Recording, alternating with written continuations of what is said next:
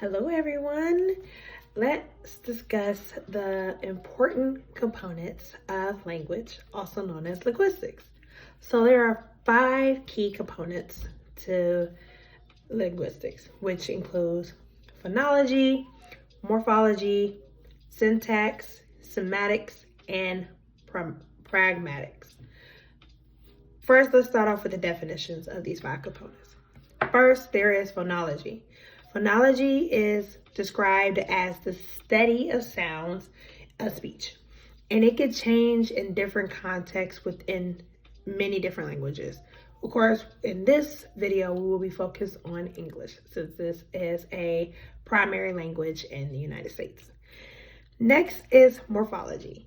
Morphology is the study of how parts of words create different meanings, either putting them together within one another and letting them be on their own.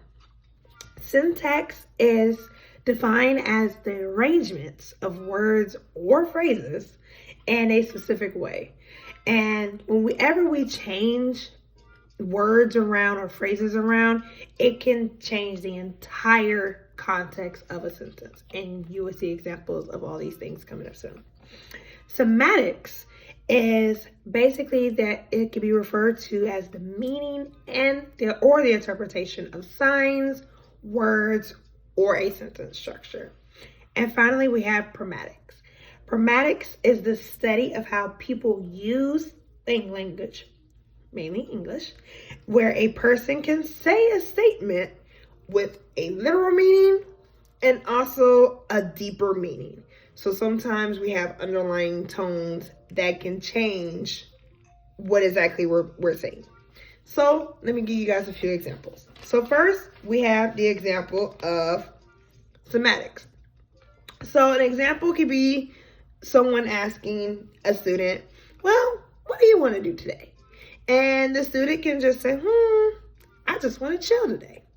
And it's like, well, chill means usually cold, chill.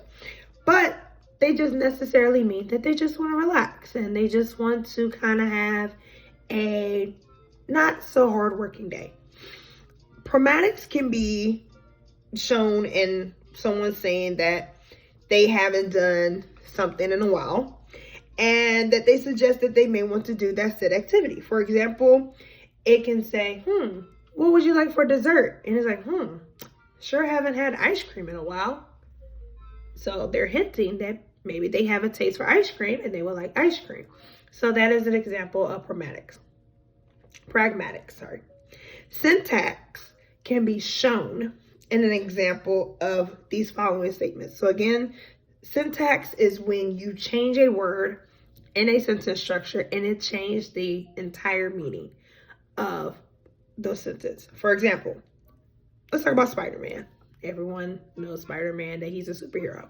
So Spider-Man only shoots webs.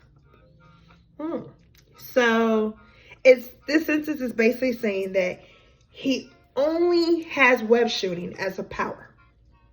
But if we change the word only and put that at the beginning of the sentence and we say only Spider-Man shoots webs, that's indicating that he is the only entire superhero that can shoot webs as a power, which, however, there are many other Spider-Men.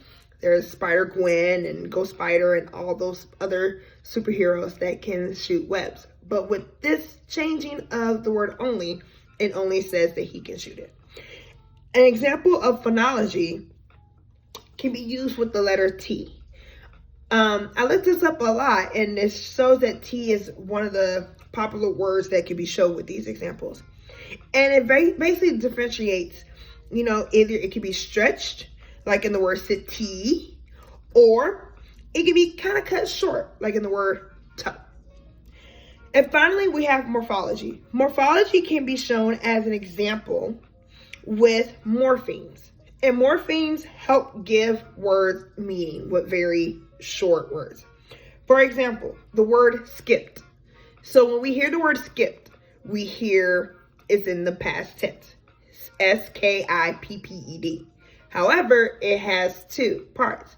the word skip itself, which means, you know, you're skipping along. And ed adds on to it to say, oh, well, the action skip has already been done. So then we have, how are all of these related to our literacy development? Basically, it helps to build comprehension in all of our students. And it helps for them to develop reading skills and their vocabulary usage. And when they're able to break down all of these skills of these components, it helps them to build onto their language, and they start to develop reading fluently and writing much better. So these 5 components are all necessary when teaching students, especially those who have a learning disability. They already have trouble decoding and deciphering words. So having them understand all of these language components really helps them to break down language and a better understanding for them. And they need to be able to fully comprehend speech and the many different meanings that speech has to offer in the English language. So one strategy to help students who have a learning disability are to make the words visible as they're reading, using objects or using the spelling itself. That helps them to follow along with the words, because at times kids may have misheard the word. For example, if you hear the word